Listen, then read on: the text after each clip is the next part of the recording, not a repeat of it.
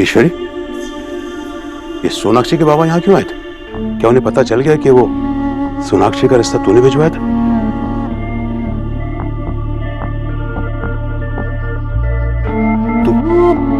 तू ठीक तो है ना? भैया, क्या मैं अपने बेटे की दुश्मन हूँ? क्या मैंने सोनाक्षी से उसकी खुशियां छीनी है? क्या मैंने सोनाक्षी से देव को छीना है? मैंने ऐसे क्या किया है जो पहले सोनाक्षी और अब उसके पापा मुझे इतना कुछ सुनाकर चले गए? मैंने देव को ना रिश्ता जोड़ने के लिए कहा था, ना रिश्ता तोड़ने के लिए कहा। फिर उनका रिश्ता टूटने का इल्जाम सब लोग मुझ पर क्यों लगा रहे हैं? देख ईश्वरी, उनकी बातों को दिल पे मत ले मेरी बहन।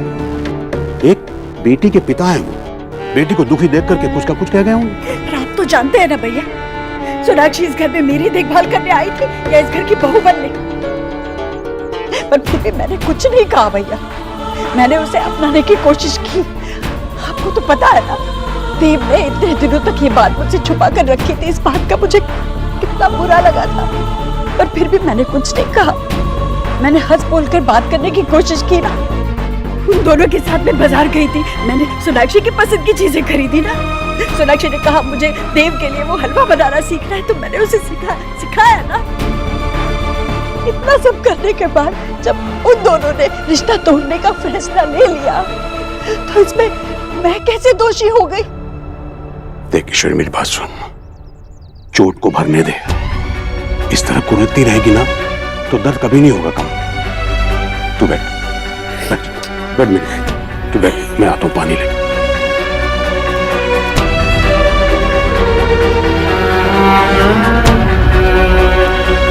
ले आंसू पोंछ, पानी पी थोड़ा।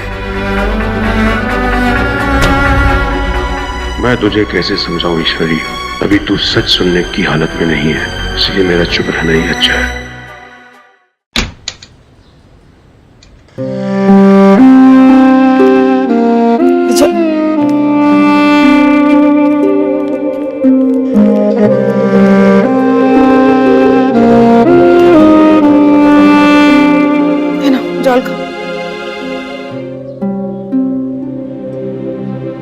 আমি বলেছিলাম না वहां मत जाइए, कुछ नहीं होगा।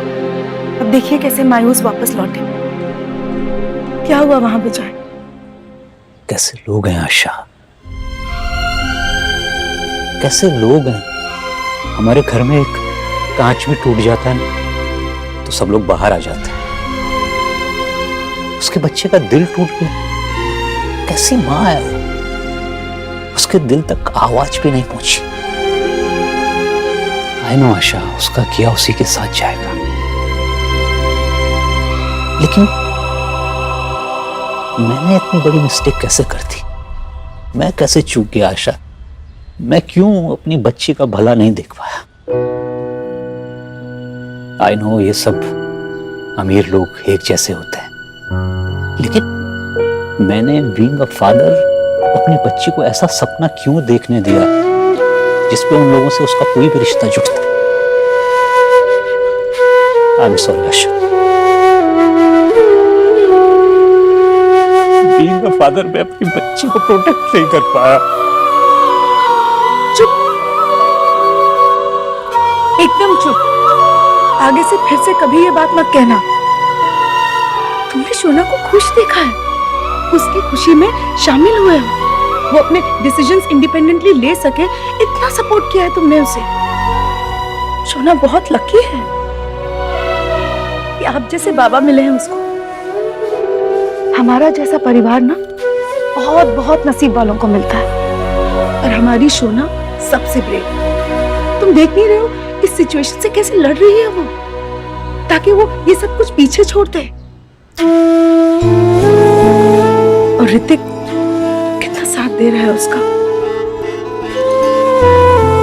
तुम देखना विजय, ऋतिक हमारी शोना को बहुत खुश रखेगा, ये मेरा भरोसा है।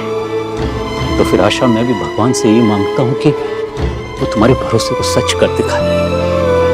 मैं अपनी बच्ची को और टूटते हुए नहीं देखना चाहता आशा।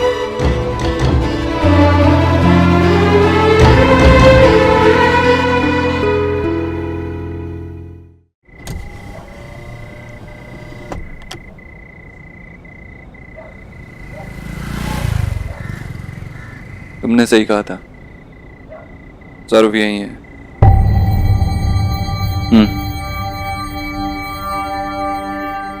ऑटो ऑटो ऑटो, रुको रुको, ऑटो ऑटो, अरे अरे,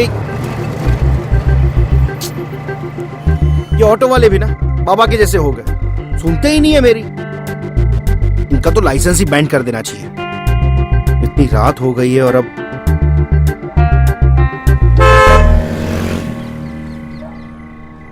मिस्टर दीक्षित। सौरभ, और मैं तुम्हें छोड़ देता हूँ। जिसे छोड़ना था उसे आप छोड़ ही चुके हैं। Saurabh,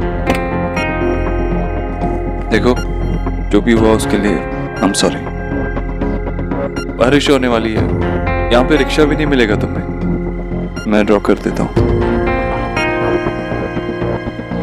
please, I insist.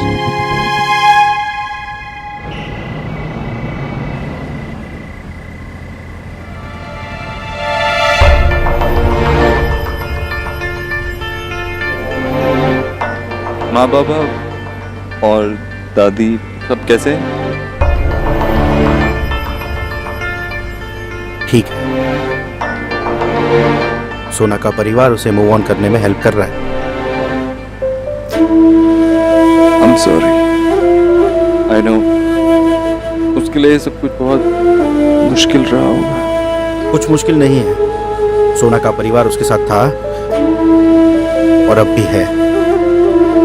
You don't worry, mister Dikshit. मैं जानता हूँ Sonakshi, I mean, miss Bose बहुत लकी कि उसकी फैमिली इतनी सपोर्टिव है। देव बाबू, आपके और सोना के बीच सब कुछ ठीक चल रहा था। सोना ने मुझे बताया भी था, पर अभी ऐसा क्या हो गया अचानक से कि I mean, कुछ पुराने वादों की वजह से नए वादे नहीं निभा पाया।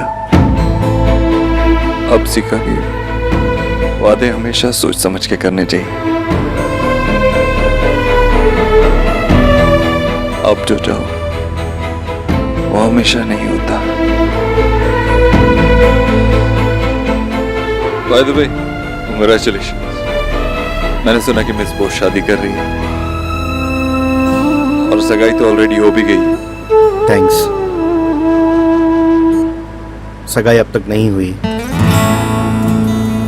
बस बात पक्की हो गई है।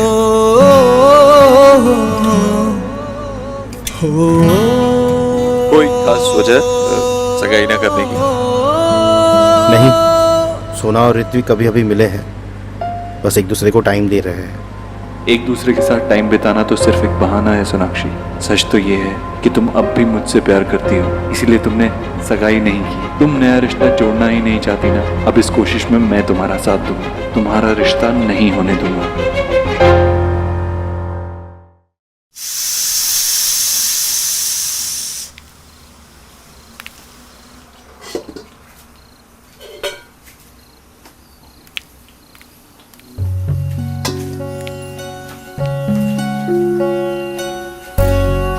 फिर से खाने के समय से पहले खाने का मन कर रहा है?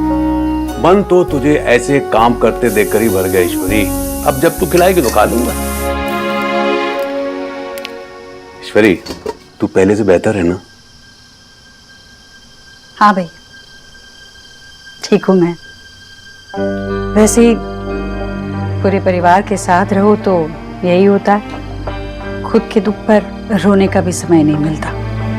और भैया, अगर हम खुद ही धरना देकर बैठ गए तो गृहस्थी कैसे चलेगी? और फिर मैंने सोचा कि मैं बेकार में ही सोनाक्षी और उसके घर वालों के बारे में सोच रही हूँ। वो लोग चाहे कुछ भी कहें, भले मेरा कोई कसूर ना हो, पर अगर कसूर होता तब भी ठीक ही था। अगर बच्चे अपने पसंद की जीवन साथी चुनते हैं तो क्या माँ को इतना भी अधिकार नहीं कि अपनी पसंद नापसंद जताए? बिल्कुल ठीक कहा तूने।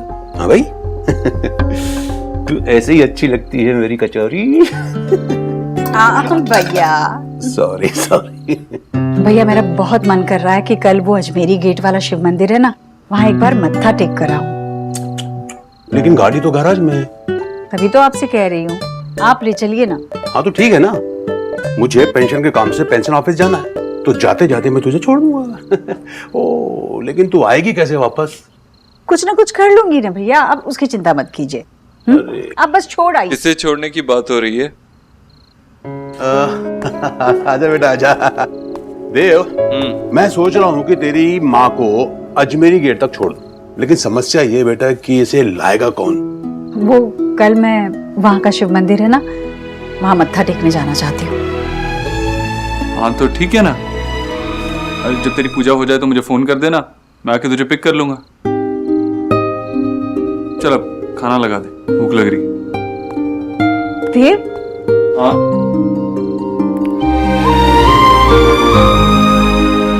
इतने दिनों की अमावस के बाद पूरे चांद की रात आई है आज। जरा मेरे चांद को जी भर के देख तो लो। क्यों जा रहा है ऊपर? रुकना। अरे माँ, आजकल पोल्यूशन इतना ज्यादा है कि तेरे चांद को भी हाथ मुंह धोना पड़ता होगा। अभी होके आता हूँ, तब तक तू खाना लगा दे, बहुत भूख लग रही है। अरे देव, कुछ खास बात हुई है क्या?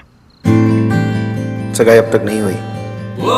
हाँ माँ, कुछ अच्छी खबर मिली। चल अब तू खाना लगा दे।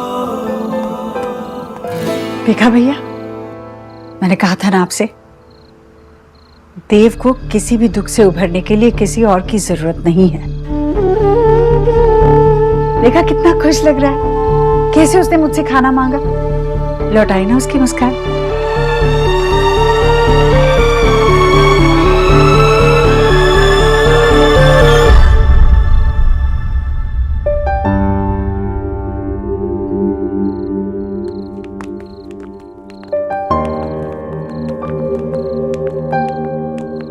क्या हुआ डॉक्टर साहब, अभी तक सोए नहीं? नहीं, वो बस नींद नहीं आ रही थी बाबा, इसलिए मेल्स चेक कर रही थी अपॉइंटमेंट। कोई बात नहीं, मैं लोरी सुना देता हूँ तो नींद आ जाएगी। प्लीज विजय, लोरी मत सुनाना, वरना पूरा मोहल्ला जाग जाएगा इस वक्त। This is perfect. देखो हंसते हुए कितनी अच्छी लगती है हमारी शोना। बेटा, पूरा वक्त अगर हंसते हुए बिता दो ना तो पूरा वक्त नहीं रहता। ऐसे ही हंसते हंसते पुरानी यादों को भी भुला दो और नई शुरुआत करो, है ना?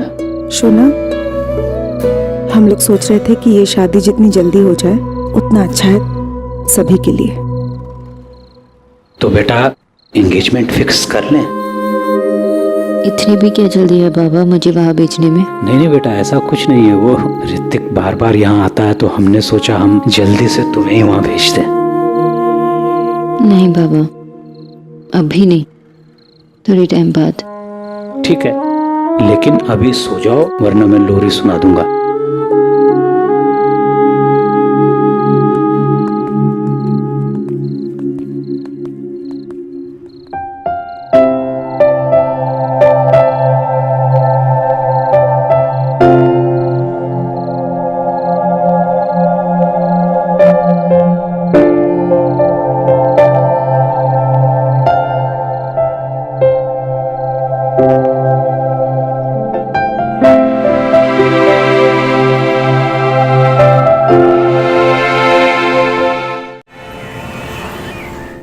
ऋतिक रिलैक्स, इतने सारे बैंक्स है, कहीं और ट्राई करो। पता है, मेरी एक 15 साल की पेशेंट थी, पतली होना चाहती थी, इसलिए खाना खाना बंद कर दिया। मेरे सजेशंस तक नहीं लेती थी, बात ही नहीं सुनती थी। पता है, एक दिन उसने डिसाइड कर लिया कि वो अभी डाइट फॉलो करेगी। पता है क्यों? क्योंकि जिसपे उसे एक रश था ना, उसे सोनाक्षी सिन्हा पसंद थी और इसलिए उसे वेट बढ़ाना था, तो खाना खाना शुरू कर दिया। ऋतिक, तुम्हें याद है तुमने मुझे एक लद्दाख वाली कहानी सुनाई थी, लंबी वाली? आई होप कहीं मुझे तुम्हारी कहानी तुम्हें ना सुनानी पड़े। पता नहीं सोनाक्षी, कुछ अजीब सा हो रहा है। I mean, आज दूसरी बार बैंक ने मेरी लोन की एप्लीकेशन को रिजेक्ट कर दिया है। मेरे सारे पेपर्स ऑर्डर में हैं और आज जो हुआ है वो तो कुछ अजीब ही था। I mean, क्या हुआ? तुम्हें पता है, मैंने तुम्हें उस जगह के बारे में बताया था, लक्ष्मी नगर वाली, मेरे क्लिनिक के लिए जो मैंने देख के रखी थी, जिसका मैंने एडवांस भी दे दिया था। जब मैं यहाँ पे आ रहा था मुझे किसी का कॉल आया कि वो पूरी की पूरी बिल्डिंग किसी बड़ी कंपनी ने खरीद ली है। पर तुम तो कह रहे थे कि वो जगह तो 2 साल से खाली थी। एग्जैक्टली 2 साल से खाली थी। फिर ऐसी जगह पे एक बड़ी सी कंपनी एक ऐसी बिल्डिंग, वो भी उस एरिया में, क्यों खरीदेगी? और वो प्रॉपर्टी डीलर पता है क्या कह रहा था कि जो उस जगह की एक्चुअल वैल्यू है ना, उससे कई ज्यादा कीमत पे बिकी है वो जगह। वो जगह मेरे लिए एकदम परफेक्ट थी। पता है मैं कितने टाइम से उस जगह के लिए पैसे सेव कर रहा था कि एक दिन वहां पे मैं अपना क्लिनिक खोलूंगा। आई डोंट नो, अचानक से एकदम ये सब कुछ क्या हो रहा है? सोनाक्षी, आई एम सॉरी, पर इस वक्त मुझसे खाना नहीं खाया जाएगा। अगर हम थोड़ी देर बाद मिले तो तुम माइंड तो नहीं करोगी? Of course not. अगर तुम थोड़ी देर के लिए अकेले भी रहना चाहते हो तो इट्स ओके। थैंक्स।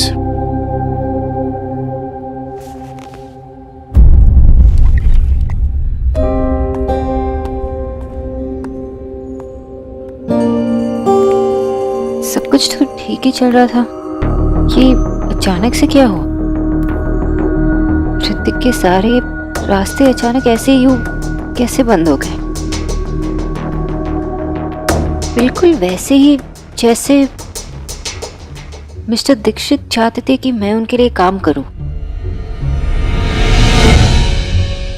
वहां मेरी नौकरी छूटी और यहाँ ऋतिक का लोन कैंसिल हुआ। एक एक करके मुझे नौकरी नहीं मिल रही थी और यहाँ ऋतिक का लोन दोबारा कैंसिल हो गया। और अब ये बत्रा प्रॉपर्टी एजेंट।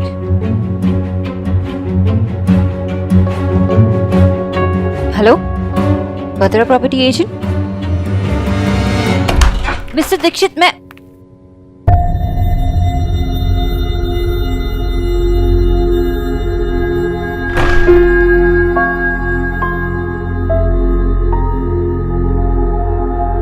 मीटिंग बाद।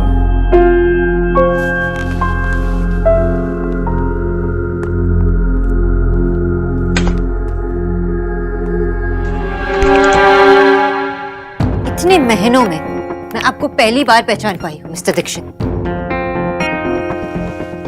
बॉस, अपने आप को थोड़ा तो क्रेडिट दीजिए।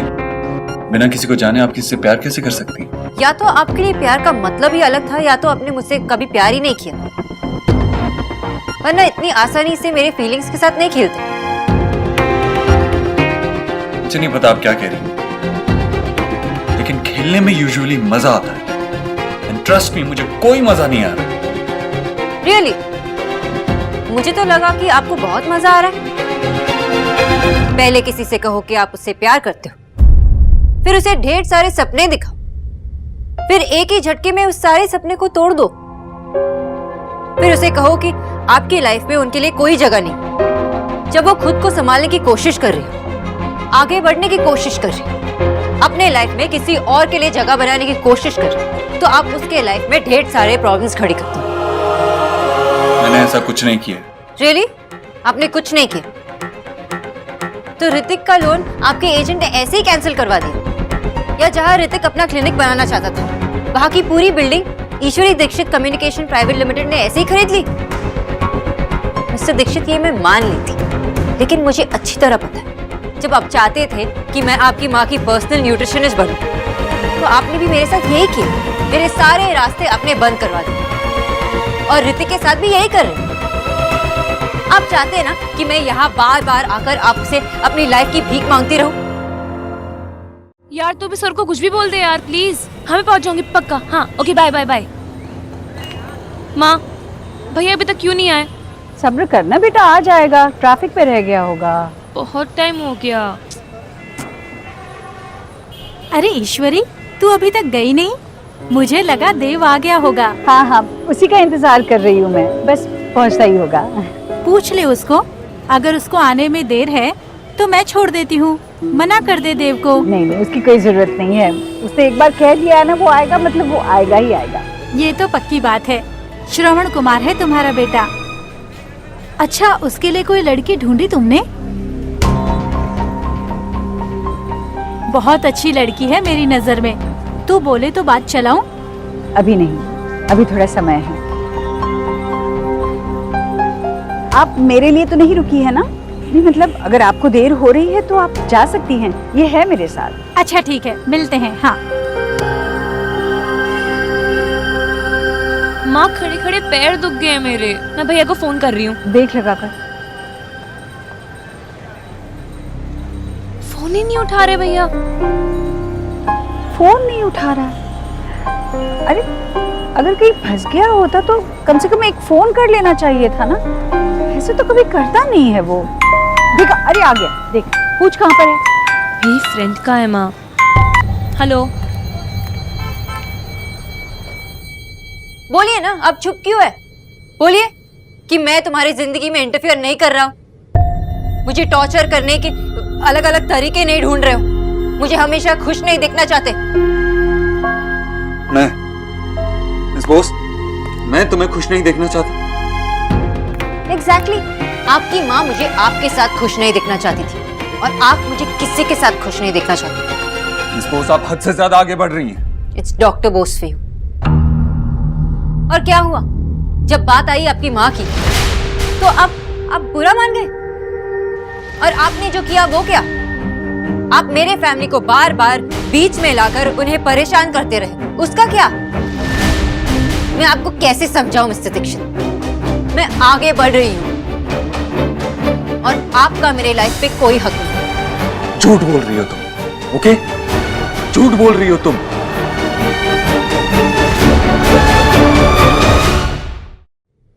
मेरा तुम पर, तुम्हारे आंसुओं पे, तुम्हारी हर चीज पे हमेशा था और रहेगा। मेरी आंखों में देखो, देखो मेरी आंखों में, और फिर से कहो, बोलो, फिर से झूठ बोलो कि मेरा तुम पे कोई हक नहीं, कि मैं तुम्हें खुश नहीं देखना चाहता। बोलो, बोलो कि तुम मुझसे प्यार नहीं करती। नहीं बोल सकती ना? मैं आगे बढ़ चुकी हूँ mister Dikshit. I have moved on. सच? आगे बढ़ गई तुम? तो आगे बढ़ के कहां गई? गई कहां तुम? हमारे फेवरेट रेस्टोरेंट में। और ऑर्डर क्या किया? हेज़लनट लाते, हमारी favourite with choco chip cookie, याद है?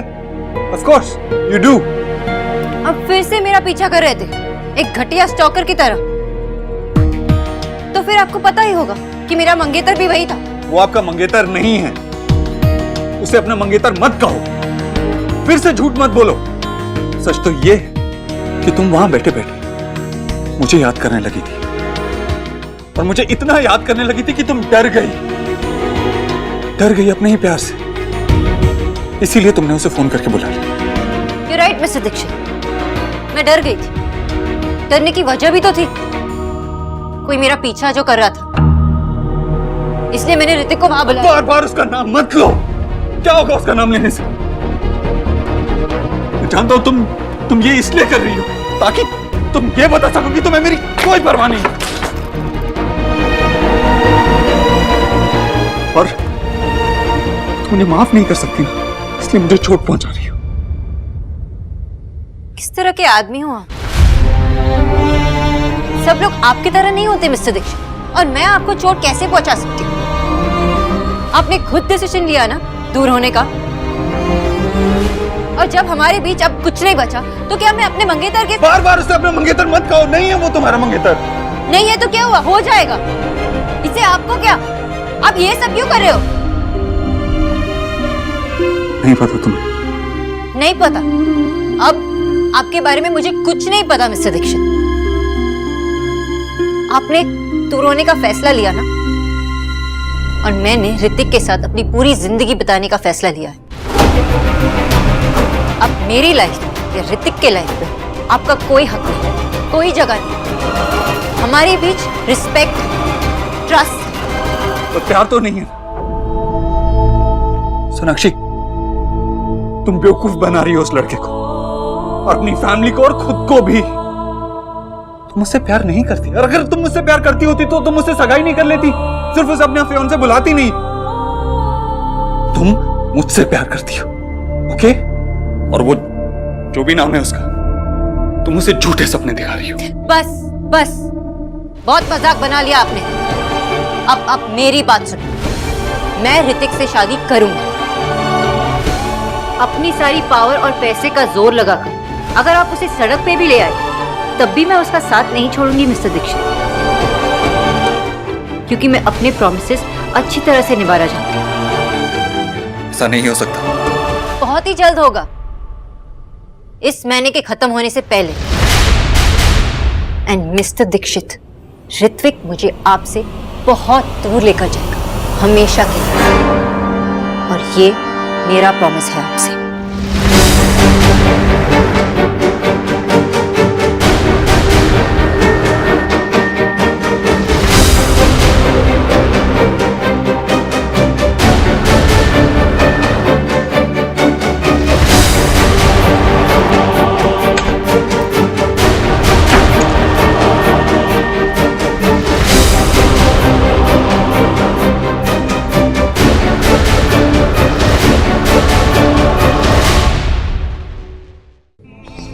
मैं ऋतिक से शादी करूंगी, अपनी सारी पावर और पैसे का जोर लगाकर। अगर आप उसे सड़क पे भी ले आए तब भी मैं उसका साथ नहीं छोड़ूंगी मिस्टर दीक्षित। ऋत्विक मुझे आपसे बहुत दूर लेकर जाएगा, हमेशा के लिए। और ये मेरा प्रॉमिस है आपसे। तुम कहीं नहीं जा सकती। सोना, you can't move on. You love me. You love me, Sonakshi. यहाँ पहुँचने में इतना समय तो नहीं लगता, और अगर कहीं फंस गया होता तो जरूर फोन कर ही देता। कहीं गाड़ी का कोई एक्सीडेंट। हे भगवान, मैं भी कैसी कैसी बातें सोच रही हूँ। कैसा दिमाग चल रहा है उल्टा। निकी, यहाँ फोन लगा क्या? हाँ, मैं क्या हो गया आपको माँ? आप बैठ जाओ, आपके पैरों में दर्द हो रहा है ना? बैठो। मैं ठीक हूँ, मैं तू फोन लगाती रहे ना। क्या देखूं मैं, इतने बार तो किया। आप पहले बैठ जाओ, उसके बाद में करती हूँ। पहले बैठो। मैं बैठती हूँ यहाँ पे, बस तू लगाती रहे जब तक फोन नहीं उठाता ना। हाँ, मैं लगाती हूँ।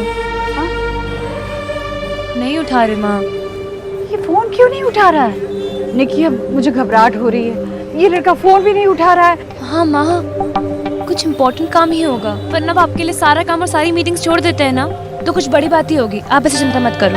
हाँ। मैं टीना को भी फोन लगा कर देखती हूँ। हेलो। Yes ma'am. अरे टीना, देव कहाँ है? मैम एक्चुअली मैं अभी तक ऑफिस पहुंची नहीं हूँ, मैं होम टाउन गई हुई थी। मैम आप मुझे 5 मिनट दे दीजिए, मैं आपको बताती हूँ फिर। अच्छा, फोन करना जरूर। Okay ma'am. टीना भी ऑफिस में नहीं थी, अब पहुंचते ही फोन करेगी। तू देव को फोन लगाती रह।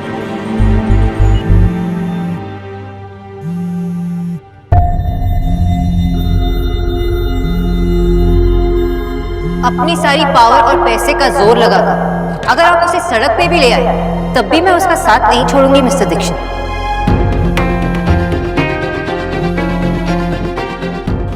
नहीं उठा अभी?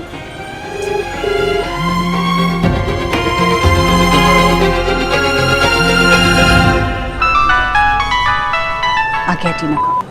हेलो। जी मैम, देव सर कैबिन में ही है। क्या वो वही है? जी मैम, मैं कॉल ट्रांसफर कर देती हूँ। नहीं मत करना, मैं बाद में बात कर लूँगी, काम में होगा। Okay ma'am.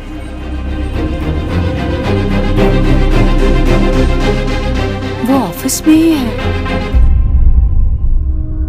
मैं ऋतिक से शादी करूंगी। ऋत्विक मुझे आपसे बहुत दूर लेकर जाएगा, हमेशा के लिए।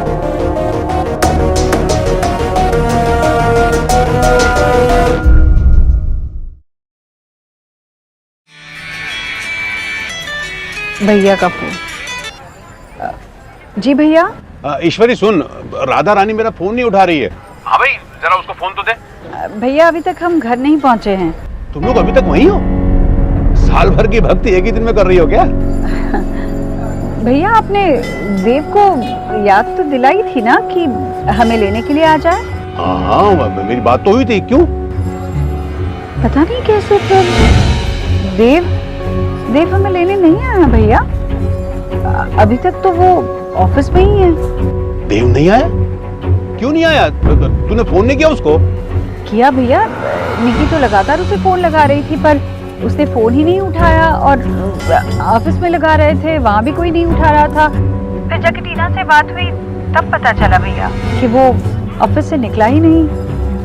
माँ, मैंने कैब बुला ली है, वो 2 मिनट में आ जाएगी। अब प्लीज, अब देर हो रही है माँ। तू चिंता मत कर, मैं कुछ इंतजाम करता हूँ। हाँ भाई, तू रुक, वहीं रुक। मैं भैया, ये निकी है ना, उसने गाड़ी बुलाई है, अब आप चिंता ना करें, हम पहुँचते हैं घर। अच्छा, ठीक ठीक। थैंक गॉड, आप कैब से जाने के लिए तो मान गई। पता नहीं भैया कहाँ है। हेलो, आप आ गए? चलो माँ। हाँ हाँ, हम आ रहे हैं। मैं ऋतिक से शादी करूंगी। ऋतिक मुझे आपसे बहुत दूर लेकर जाएगा, हमेशा के लिए। नो फोन कॉल्स और मेरी सारी मीटिंग्स कैंसिल कर दो। आपके घर से फोन आया सो अर्जेंट है। दो। हेलो देव, बहुत काम चल रहा है बेटा। नहीं मामा जी, वो मैं, बोलिए ना, क्या काम? तो फिर वो ईश्वरी को लेने क्यों नहीं गया तू? 1 घंटे से तेरा इंतजार कर रही है मंदिर में। वो नो, ये पता नहीं मेरे दिमाग से कैसे निकल गया।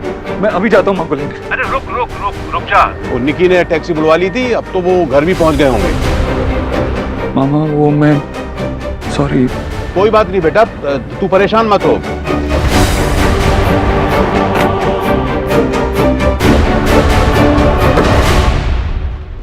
आशा जी, आज कोई दादा का बात नहीं करेगा। किंतु रे, विजय, डोंट डिस्ट्रैक्ट मी प्लीज। विजय, एक काम करते हैं ना, ऋतिक की सगाई रे से कर देते हैं। शोना की चिंता किसे है वैसे भी? की बोलছেন আপনি? मुझे है शोना का चिंता, क्योंकि वो मेरे घर पे आने वाला है। अगर मेरा बस चलता ना तो मैं शोना को अभी का अभी अपने साथ ले जाता। तो मैं पंडित जी से सगाई का डेट फिक्स करने का बात करूं? अभी नहीं डैड। बस बेटा। नमस्ते। अरे बस।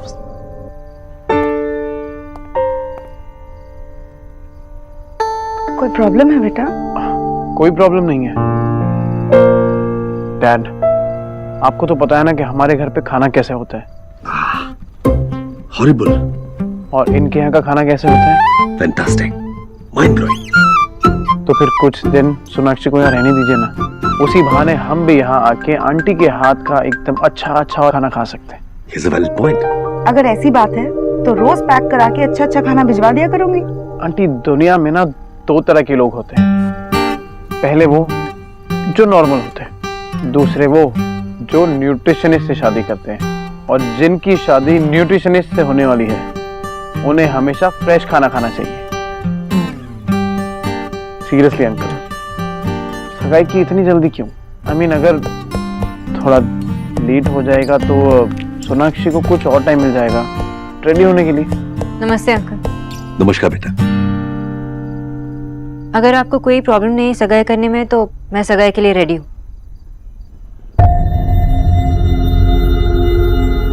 माँ बाबा, अब तैयारी शुरू कर सकते हैं। और हाँ, जितनी जल्दी हो सके उतना बेटर होगा, बाकी आप लोग देख लीजिए। Wow, that's great. Congratulations. तुमको भी मुबारक हो नौकरी।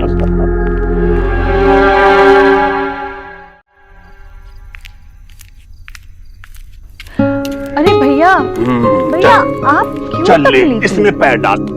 चल। पर आपको खुद को तकलीफ लेने की जरूरत नहीं थी। भोला को बोल दिया होता ना। बोला क्या करेगा भाई? और मुझे तकलीफ नहीं, तकलीफ तुझे है। चल पाउडर अच्छे से जा, गरम तो नहीं ना ज्यादा? नहीं, ठीक है। भैया, देव क्यों नहीं आया होगा? कोई और बात तो नहीं? और क्या बात हो सकती है ईश्वरी? भाई, उसके पीछे इतना काम पड़ा रहता है, काम की वजह से भूल गया होगा। मुझे देव कभी नहीं भूलता। कहीं वो मुझसे नाराज तो नहीं? देव तेरी पूजा करता है ईश्वरी, वो खुद से नाराज हो सकता है, और तू चाहे कुछ भी सोच ले, तुझसे नाराज नहीं हो पाएगा।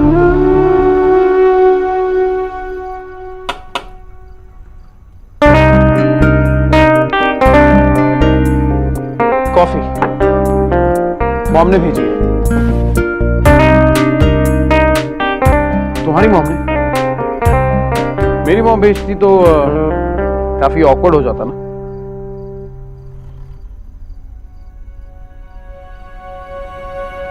तो सगाई की इतनी जल्दी क्यों? आई मीन तुम्हें और टाइम चाहिए तो मैं खड़ी गिफ्ट कर सकता हूं। ओके सॉरी, नो मोर जोक्स। पर सीरियसली इतनी जल्दी सगाई क्यों? क्यों?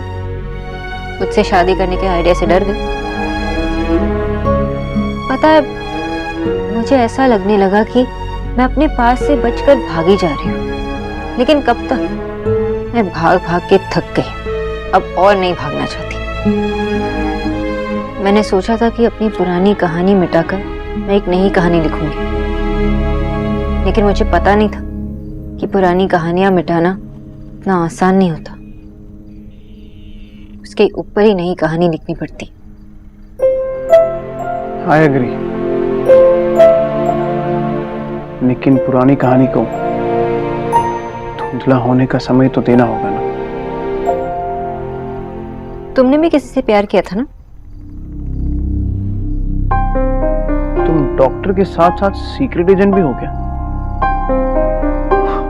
तुम्हें कैसे पता? क्योंकि दर्द वही समझता है जिसको खुद चोट पहुंची हो। देखो, बात तो तुमने एकदम पोएटिक की है, और कम से कम मेरी पुरानी गर्लफ्रेंड को चोट तो मत कहो। तो तुम उसके बारे में बताओगे भी नहीं? ऑफ कोर्स बताऊंगा। तुम नहीं पूछती तो भी बताता।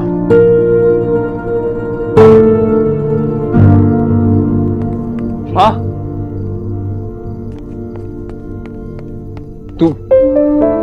I'm sorry, मुझे माफ कर दे माँ। तुझे इतनी तकलीफ हुई, बहुत दर्द हो रहा है क्या? आज के बाद ऐसा कभी नहीं होगा। दर्द हो रहा है ना तुझे? बस बस बस, मैं ठीक हूँ बेटा। ये सब तो भैया का लाड़ है, मुझे जबरदस्ती बिठाया है और पाव डालने के लिए कहा है। मैं ठीक हूँ। तू अपना जरूरी काम छोड़कर तो नहीं आया ना? अरे तुझसे ज्यादा जरूरी क्या है माँ? इसलिए तो और ज्यादा गुस्सा आ रहा है अपने आप पर। मत कर इतना गुस्सा, मैं ठीक हूँ। तुझे जो देख लिया मैंने। जा जल्दी से हाथ मुंह धोकर आ, मैं तेरे लिए खाना गर्म करती हूँ। पक्का? पक्का ठीक है ना तू? बिल्कुल ठीक हूँ मैं भैया, ठीक हूँ मैं। जा जा। ठीक है, खाना लगा दे आप। भैया, कोई बात तो है जो देव को परेशान कर रही है,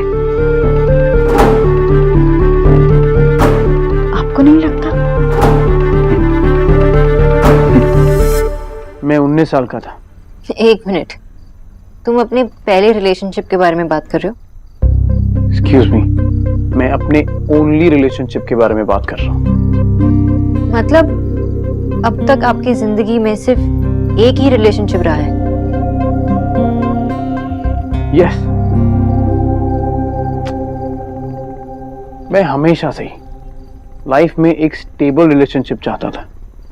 मेरे दोस्त मेरा मजाक उड़ाते थे।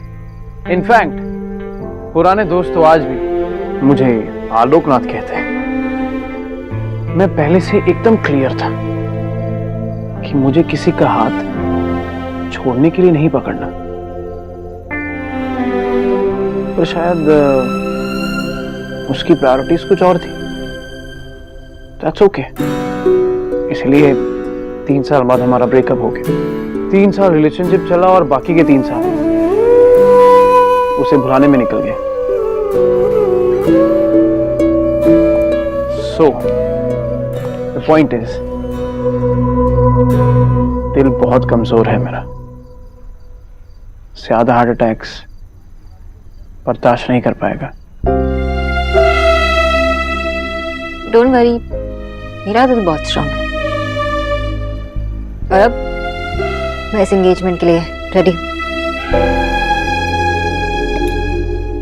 उसी बात पे